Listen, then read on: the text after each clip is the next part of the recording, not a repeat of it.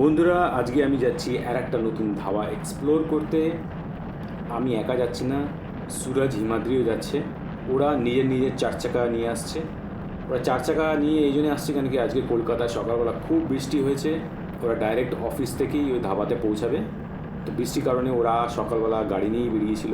তো কলকাতায় জায়গায় জায়গায় জল জমে গেছিলো, কিন্তু এখন মোটামুটি রাতের দিকে দেখছি জল কমে গেছে। তো পৌঁছে গেছি ফিরঙ্গি ধাবা। সুরজ আর হিমাদ্রি আগেই পৌঁছে গেছিলো। এই ধাবাটা হচ্ছে নিউ টাউনের সাবুজির কাছাকাছি।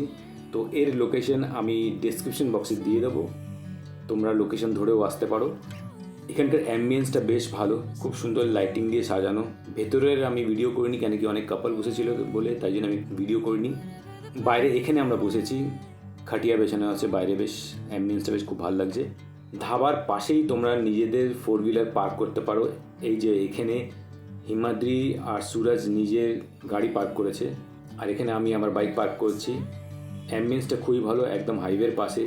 পেছনে অনেক বড় লেক আছে, দিনের বেলা আসলে ওই লেকটা আরামসে দেখানো যেত। এখন তো আর দেখানো যাবে না কেন কি রাত, কিছুই দেখা যাচ্ছে না, কোনো রকম আলো নেই পেছন দিকে। তো যাই হোক, তোমরা এসে ঘুরে যেতে পারো।